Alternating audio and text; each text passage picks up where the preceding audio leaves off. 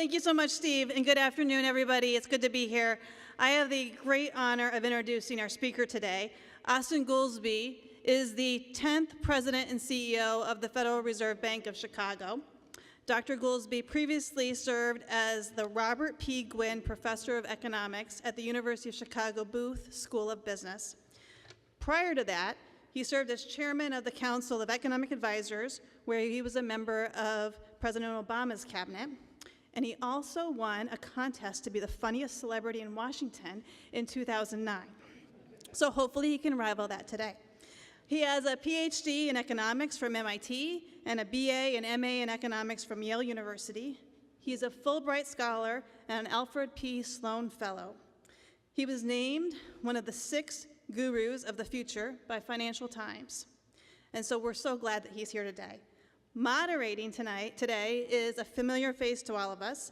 Sandy Baruah is the president and CEO of the Detroit Regional Chamber, the 3rd largest chamber of commerce in the nation, and also a board member of the DEC. Sandy joined the chamber in 2010 after a distinguished career in Washington, D.C., where he served in President George W. Bush's administration. I think he was really close to that funniest celebrity, so maybe we'll see some of that today. I know that we are in for such a fantastic conversation today, especially since Austan's LinkedIn post says, what Disneyland was to his kids at age 10, that's what economics is to him. So, ladies and gentlemen, welcome. Please give a warm Detroit Economic Club welcome to Austan Goolsbee and Sandy Baruah.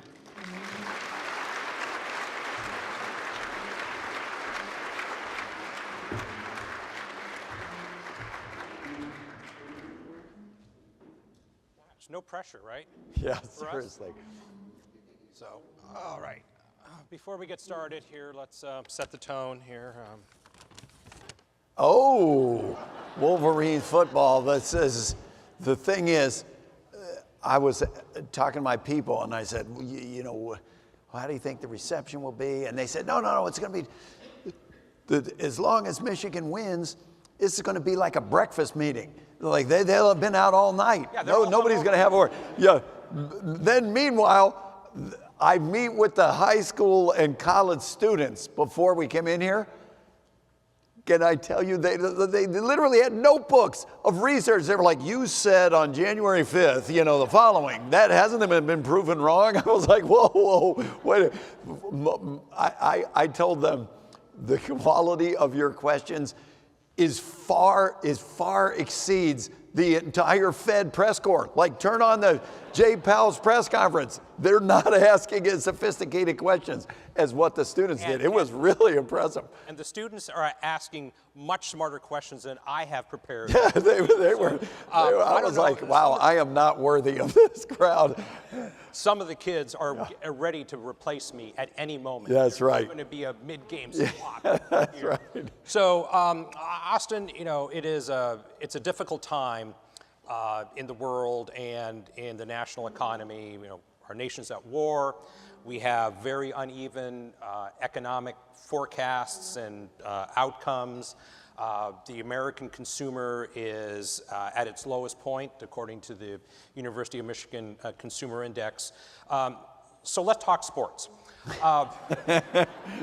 Congratulations to the University of Chicago Maroons, who made it to the Elite 8 for the first time ever. And Chicago teams are doing much better than the last time you and I sat down together.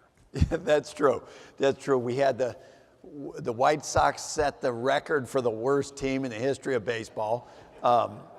And the Bears are coming back. With the Chicago Fed District is 90% of Illinois, Michigan, Indiana, Wisconsin, Iowa. So it's kind of heart of the Midwest.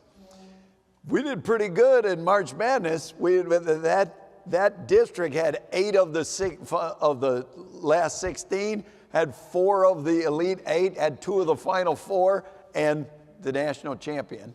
And our Detroit and Chicago are joined at the hip. There's one branch for the Chicago Fed. It's in Detroit, as you probably know, and we have many of our Detroit branch board here, and Sandy was our chair. We have billions of dollars of cash in there in the vaults, and we have bomb dogs that sniff to make sure the armored cars, are not coming to get us. And our bomb dogs moonlight as the dogs at the Lions game. So whenever the Lions do well, we kind of feel like we're there was even a segment on the local Fox affiliate that we pitched as the hardest working dogs in Detroit. All week long they're sniffing out the armored carriers, and then they go out to the Lions game. They don't even get a weekend off. So. Well, and neither do you. You do not get a weekend off either. And just quickly before I forget, let's not forget to congratulate a great season by the MSU men's team and the Michigan women's team, Elite Eight there as well too. So we have so much to be proud of. Congratulations to both MSU fans and Michigan fans. And look of at course, him. the Baruah. Look at him, the diplomat. Ever the diplomat. Oh, we've only started, Austin. All right. Austin, this is obviously not our first rodeo. You and I have known each other for a long time. We're friends. I always want to start out with a Fed 101, just to make sure everyone understands. So, first of all, the Federal Reserve Bank is not a federal agency, right? Of Chicago, yes, that's right. Yeah. And the Federal Reserve Bank is set up and was set up to be independent from both the the executive branch and the legislative branch of the United States. Basically, yes. It's a bit of a weird setup. The FOMC table, where they decide on the interest rates every 6 weeks, there's 19 policymakers sitting around the table. 7 of them are political appointees. They're governors in Washington. Jay Powell is the chair. And then there are 12 reserve banks presidents also sitting around the table. Those are not government agencies. They're not-for-profits. They have their own boards of directors. They designed this system in a weird, kludgy way. The Speaker of the House was Champ Clark, was from Missouri, and the head of the banking committee in the Senate was also from Missouri. So 2 of the 12 banks are in Missouri. But that said, there was a stroke of genius in setting up the Fed the way they did, which is you get independent views from around the country. It's not just controlled by Washington, D.C. or Washington, D.C. plus the banks on Wall Street. And in 1913, when they created the Fed, people were very nervous about that, and they remain very nervous about that today. So we take every one of the reserve banks takes that independence quite seriously. And every one of the 19 people sitting around the table takes the job extremely seriously. You're out of the elections business, you're out of the partisan business. The law, the Federal Reserve Act law says we are to think of 2 things and 2 things only when setting monetary policy: stabilize prices, maximize employment. We call that the dual mandate, and that's kind of all you need to know of Fed 101. Everybody who comes there, they have different worldviews, but they're thinking about the economy when they're making that decision. And the other industrialized nations, almost without exception, have set up their central banks in a very similar way, right? That they are essentially independent. Yes, on that part. So we are special in this regional aspect, and I think it's important. It's similar to how Europe is set up, but they aren't regions. They're different countries.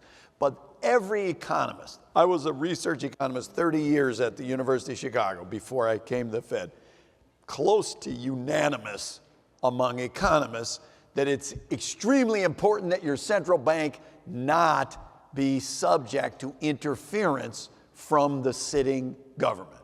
Because it could be theory, but mostly it's based on just look around the world in countries and at times when the central bank is not independent. You know what happens. The administration presses, cut the rates. If inflation comes roaring back, that'll be the next person's problem. And so there must be some function of the central bank that is able to maintain independence and base the decisions on what the actual economic conditions are. Now, President Trump, known for his subtleness and quietness, has been pressuring Chair Powell to do what he can to lower interest rates. But it's not unusual for a president to try to jawbone the Federal Reserve Bank. So what you're experiencing now is maybe different in tone, but not unusual. Is that a way to look at it? Maybe. As I say, my observation of the people sitting around the table is there are a lot of opinions expressed in public by a lot of people about what should happen. And I'm not allowed to speak. The rules say I'm only allowed to speak for myself. I'm not allowed to speak for the Fed or for anybody else. I will say for me, I try to pay attention to what the critiques are and figure out what the arguments and do I think they're right or not right. But there's nothing in the Federal Reserve Act that says make sure the stock market is happy. And there's nothing in the Federal Reserve Act that says make sure the president is happy or anybody else. It's all about stabilize the prices and maximize employment. So there's nothing wrong with the president or anyone else expressing an opinion or expressing an argument.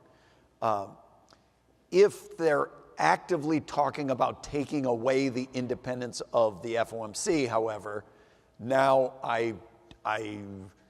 that's a really bad idea. That is a recipe to have inflation come roaring back. And I would just ask anybody who thinks that we should have a system like that, just go look at countries that have had it, what happens. Yeah, when you have political control over that, the inflation Yeah, gets look, you know exactly what's going to happen, and people don't like it. I mean, we just spent several painful years trying to get inflation down, and people do not like inflation, so just be careful.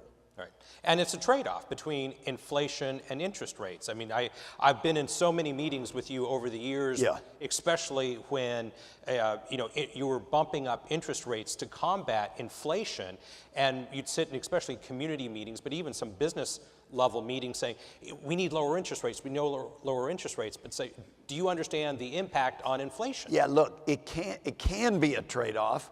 Or sometimes it's going great and it doesn't have to be a trade-off, okay? So you got, in a normal business cycle, let's call it, as you go into recession, employment goes down and inflation goes down at the same time. So the Fed says, okay, let's cut the rates and try to bump them, but heat it back up.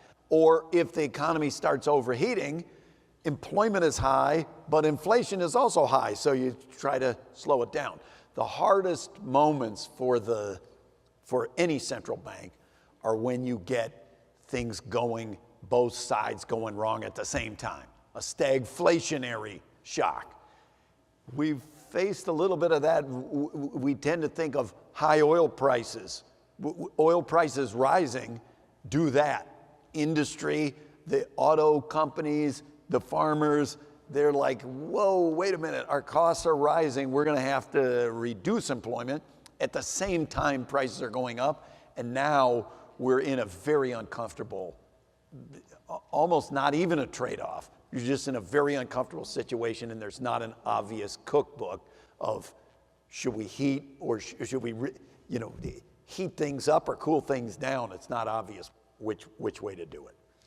So let's stay on this. The national economic picture. So let's put you in the FOMC meeting as opposed to your job in Chicago, 7th District. What are you and your colleagues at the Chicago Fed and your other Fed president peers, what do you all see when you look at the national economy? Well, look, he's trying to get me in trouble. I can't say what they say. I can only say what I say. What I see is some weakness. We came through 2023 with inflation raging. That's when I came into the Fed. So I tend to mark everything to pre and post January 9th, 2023, because that's when I showed up. Inflation's way above the target. We have a 2% inflation target. We're way, way above that target. And unemployment is extraordinarily low by historic terms. So it was kind of obvious in an environment like that, we need to raise the rates. And we need to raise the rates a lot because we've got to slow down inflation and we've got a very large cushion. The job market is as hot as it's ever been.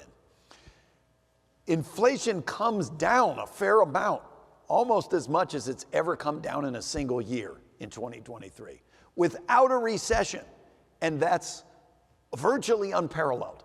The only times previously that inflation has come down that much have been accompanied by either the Paul Volcker era or other times, very severe contractions of the economy are how they got inflation to go down.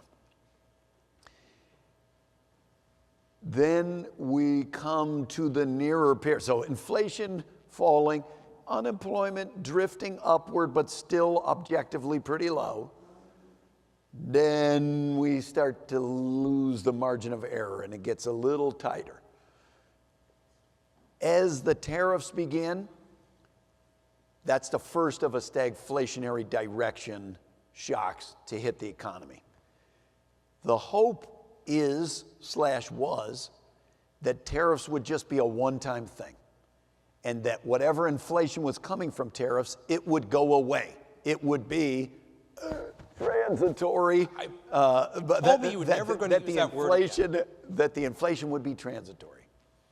My concern at this immediate time is that we've got to get our heads around an oil shock, which is going to drive up prices in a stagflationary way, potentially, before the other one has gone away. So the prices spiked from tariffs, and they were supposed to go away, and this is now hitting before that went away. And that's eerily reminiscent of that period where the COVID supply shock damage happened, driving up inflation. And then the war breaks out in Ukraine before that's fixed itself, and it's another supply shock on top of it. So how persistent this is going to be, I think, is going to have a major impact on how you view the economy. I think the job market is basically stable, but not great. Unusual in that there's very low hiring, which feels like a recession, but there's very low layoffs, which normally is the opposite of a recession. So it's strange for those both to be happening at the same time. I think it's from uncertainty. I think that's what happens when businesses are uncertain and they say, we're just going to sit on our hands until we figure out, is this going to be a temporary shock? Since the 70s, if you're old enough, you might remember the awful economic outcome from high oil prices in the 70s. We've gotten less oil using as an economy since then, and we've become a much bigger energy producer since then. So if this sustains, there is likely to be at least some part of the economy that's rebounding and producing energy. But summary, I'm cautious / nervous about it in the moment. So some of our big bank presidents, Jamie Dimon and Brian Moynihan, JP Morgan Chase and B of A respectively, have both issued statements of one form or another just this week about their outlook. B of A is saying we're going to be at 4% inflation at some point this year. Jamie Dimon's letter to shareholders was, let's say, a less than flattering outlook to the economy. These are obviously smart people in a related business to yours. How do you absorb input like that? Look, as I say, if there are critiques of the Fed or there are analyses of how the economy is doing from smart people, I try to go figure out where their head is. It pains me, and I made a face when you said 4% inflation. Yikes. If we've been above the 2% target for 5 years consecutively now. And we were making progress. We were way high. Oh, I'll do it backwards for you. We were making progress. Then we kind of stalled out. And now it's been inching itself up the other way. So we got down almost to 2%. Now it's been 3%. And if we're headed to 4%, that's not a stable. The longer you go and the higher you are above the 2% target, the more it just gets ingrained into cost plus contracts where people come down and they say, well, if inflation is going to be 5%, I need a wage increase of 6%. And then the business says, if we got to pay wages increases of 6%, we got to raise prices 7%. And that's a very uncomfortable situation for the central bank or for anyone. So I hope that they're not describing that. Yet I still can't get past, it doesn't look like a regular recession. They're not describing a regular recession. And that's not the words that they used. Yeah, that's not, and so we're all still just trying to make up, trying to figure out what is the appropriate action. And it's why the ChatGPT is not going to replace the FOMC anytime soon. It's rooted in the LLMs are rooted in the past, and there is a fundamental way in which what we're seeing now is extremely unusual, is almost unprecedented. And so the lessons of the past, they're at best cousins. They're definitely not identical twins, and they're probably not even siblings. So you mentioned AI. AI is on everybody's mind, must be on your mind. What is your take on how AI might impact our labor market and then the economy as a whole? There's a future impact and there's a right now impact. Let me just state, in the right now impact, I am a skeptic that almost anything that we've seen in the job market or in the economy is due to AI, because the adoption simply has not been great enough. The kind of growing crisis with recent college graduates, I mean, that unemployment rate is now almost 11%. Not quite, but the hiring rate is extremely low. And anytime the hiring rate is low, the most impacted group is going to be new graduates, because they're disproportionately trying to get hired. So there's a lot of pain in that environment. And any of us who are parents of teenage and college age kids know the stress associated with that. I still think that other than very directed sectors, like within parts of the tech sector, I think the overall hiring rate for young people being low cannot be explained by AI. It's just the adoption of AI has not been big enough to explain what's been happening. I think those are deeper factors. As we look out over a longer run, I would say economists and the technologists themselves almost always end up on crossways on what will be the historic impact of new technologies.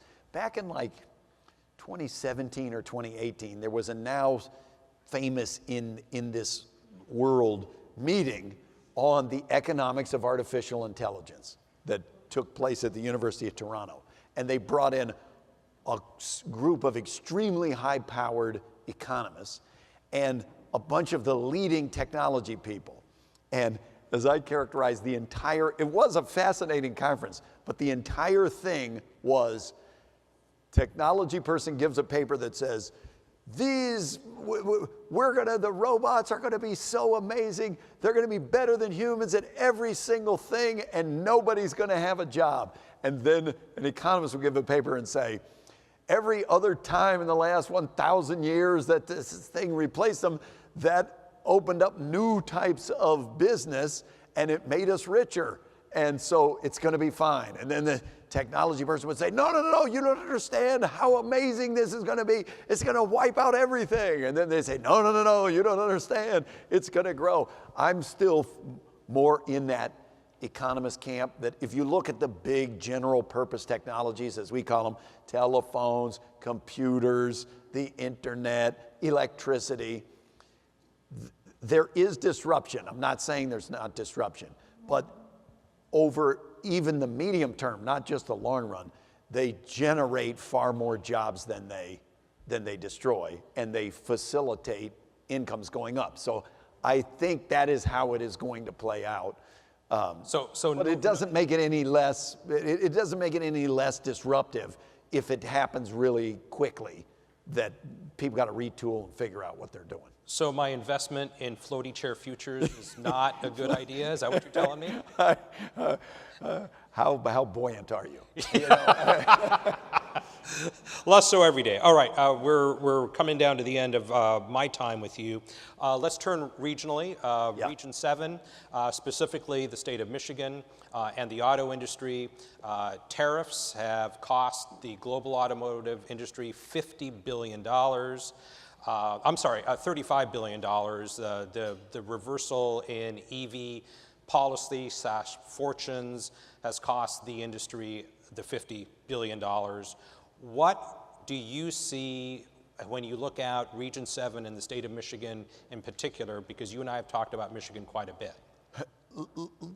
When they on Liberation Day, when we got the announcement about tariffs, as you know, there was a hair on fire aspect to the whole 7th district, and especially to Michigan, because if you looked at tariff exposure of the 7 most exposed states, 4 of the 7 are in the 7th district, even a higher percentage than the March Madness bracket. And Michigan was number 1. Michigan's the number 1 most exposed to tariff. That's not. We don't want to be number 1 there. You don't want to be number 1 on that one. Now, from Liberation Day, we backed it down. USMCA compliant stuff got exempted. Many of the manufacturers said, we can live with this. If this is a one-time, if this is one and done, it'll be okay. We were waiting for that to fade out. And now we add the oil shock. Now, hopefully that will prove temporary as well. But one of the leading auto executives that we talked to, and the Chicago Fed, we do a lot of talking to people, both on our board, high-powered folks, as well as people throughout the district.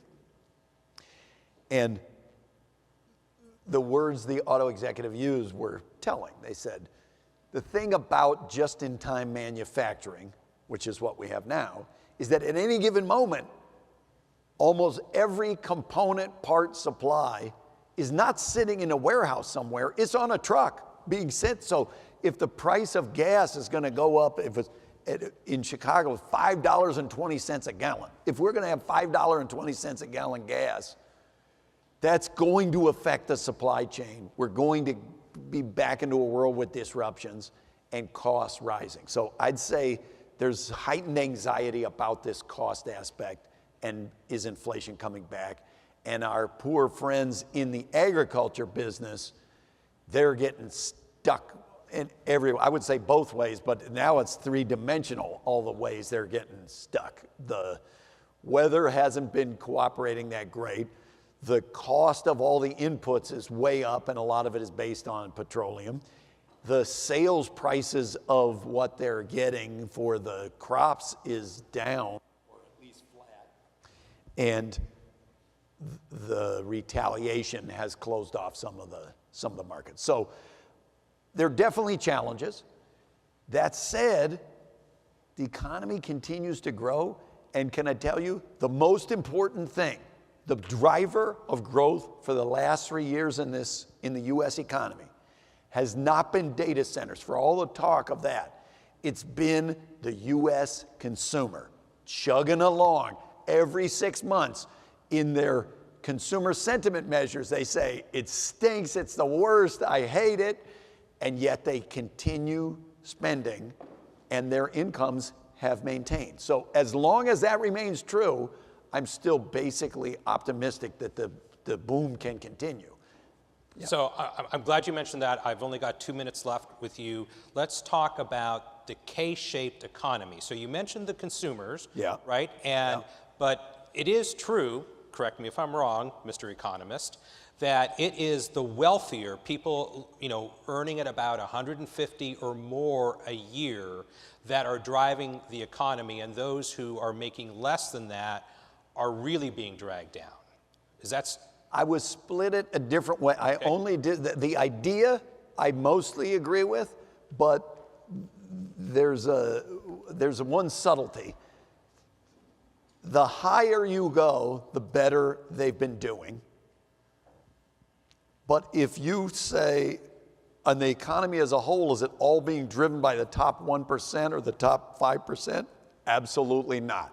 The fact that overall consumer spending grew the second half of last year about 3% at an annual rate, which is quite strong.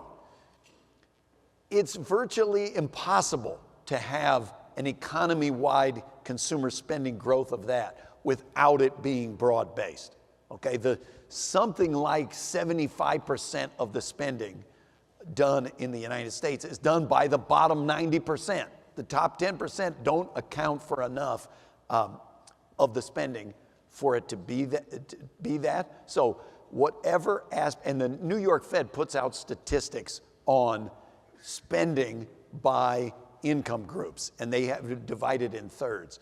And it's true the top third grew more than the bottom third, but only by like 1 percentage point over the last couple of years. So I think is it a lowercase k? Maybe it's a lowercase k economy. For the most part, the main trunk of the economy is affecting everybody's rise and fall together. All right, so we're going to transition our program here, and I'm going to bring up Tina Fries-Decker in just a minute, but I have a very quick pop quiz for everyone. Which one of the following is untrue about our friend Austan Goolsbee?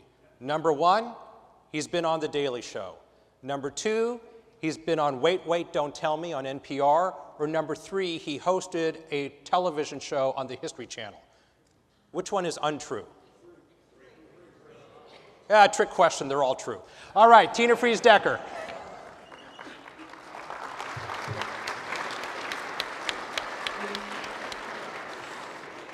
Thank you so much. So you asked really fantastic questions. There's a couple more that have come through that we wanted to get your thoughts on. First one is, what about the U.S. economy is keeping you up at night? And what about it lets you sleep? I always say that the job of the Fed is kind of like the night's watch. We're not supposed to sleep at night, okay? Everything keeps us up at night. There shouldn't be anything that goes wrong that we haven't at least thought through what it is. That said, the possibility of stagflation, outbreak coming from high oil prices before the tariff inflation went away, leading to the main engine of growth, the U.S. consumer, just giving up and saying, we don't have confidence, we're going to start hoarding our money, and sending us into a stagflationary recession. That'd be the worst outcome. What helps you sleep? What helps me sleep? Besides, look, a lot of the briefings material, if they could turn that into an audio book, I'd be set for life. But it's just the opposite side of the same thing that makes me nervous. The strongest thing we have going for us is that the U.S. consumer has had solid incomes. The unemployment rate is 4.3%, which is historically pretty strong. There's commitments to entrepreneurship and new ideas, and we've had a blessing of stronger than trend productivity growth in this country in the last 2.5 years. All of those are fabulous. And if we get more of that, we will all sleep better. Thank you. Are you concerned about the current level of national debt? And if not, why do you believe it is manageable? Look, I am concerned about the trend. When you're at the Fed, you're in the monetary policy business. You're out of the fiscal policy business. So I don't weigh in anymore about what should the tax rates be, or what should the spending, or should they sign deals, shut down the government, et cetera. I always say our motto at Chicago Fed, like good Midwesterners, is that there is no bad weather, there is only bad clothing, and you give us the conditions, and we figure out what jacket, and we proceed. The debt in this country is a condition that we have to adjust to. Now, the law, I told you, the law says anything that affects prices or employment, the law requires us to think about it. So if you think that an unsustainable fiscal trajectory is inflationary over the long run, will affect what the tax rates will be, what the growth rate will be, all of which I do, and I have many public statements before I was ever at the Fed. If you think that, then it will come back and affect the Fed, but I'm not really at liberty anymore to weigh in on what the politics. I think the problem of debt and deficits is not that it will lead to an immediate fiscal crisis. It's that you have to pay back the money.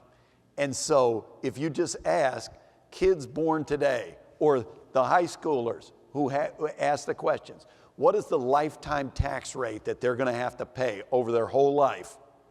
It's a lot higher than somebody who was born in 1951. And I find that weird. If you think about it, is that what you want? Do you want that kids and grandkids would have to pay a lot more so that we can do what we do today? But that's where we are. So you read a lot of books in terms of the data that you have that may or may not put you to sleep. You talk to a lot of people. Give us the advice on what you look for, what's helpful for you to know as you're making decisions and getting to your conclusions. When I got to the Fed, people who want high interest rates, they call hawks. And people who want low interest rate, they call doves. So I got there, and immediately the press started saying, are you a hawk or a dove? And my thing was like, I don't aspire to be a bird of any kind. I only ever wanted to be one of the data dogs. And the first rule of the data dogs is there's a time for walking and a time for sniffing, and you need to know the difference. And the second rule is sniff everything that hits the floor to see if it's food. And that's the approach that I take to the statistics. You'll never hear me say, if you ask, well, what do you not look at? There's nothing. I will look at every piece of data and anecdote that you will give me. That said, it's gotten harder to know exactly what to look at. There was a time when the monthly payroll job growth number was by far the best indicator of where you are in the business cycle and the job market. Well, now that's become much more complicated because the crackdown on immigration, there have been changes in labor force participation and retirement decisions. So now it's best to look at a whole bunch of things. So on the job market side, I look at the hiring rate, the vacancy rate, the layoff rate, the unemployment rate, to supplement those things. And I try to take as much private sector information as possible, because since COVID, there've been a huge expansion of these private measures of how the economy's doing. Thanks. So one more question that we have from the audience. If you could go back, what would you say to the workers about what you have been thinking? Of what? Wait, what would I say to the workers about what I have been thinking? What you were thinking previously, anything that you would... Like before I got to the Fed, you mean? Yeah.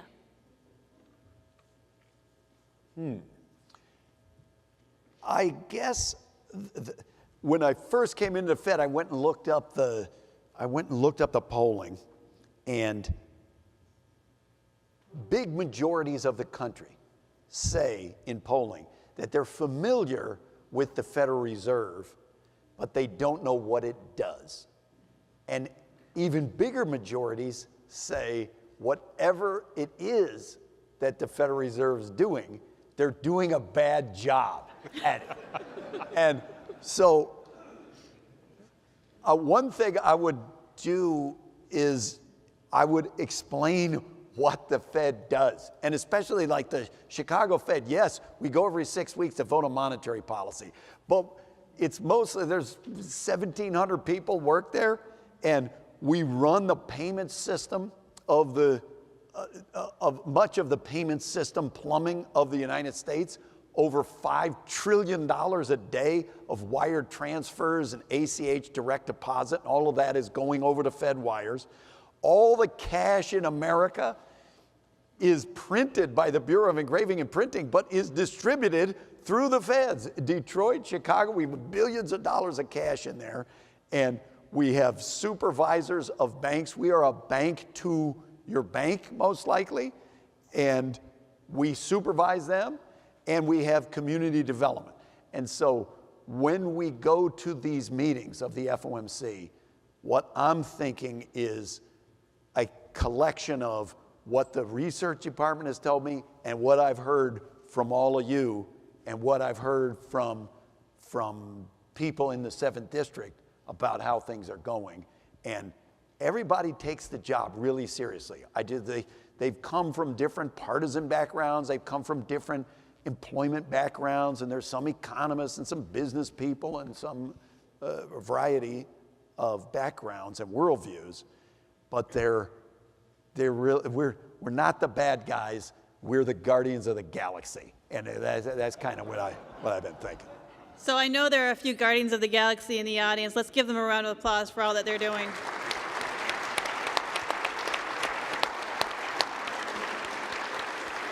So it's time for our lightning round. So a couple questions just for you. Only a few seconds to answer the question. Okay. I know this will be hard for you. I can do this. Yeah. Okay. So what profession, other than your current one, would you like to try?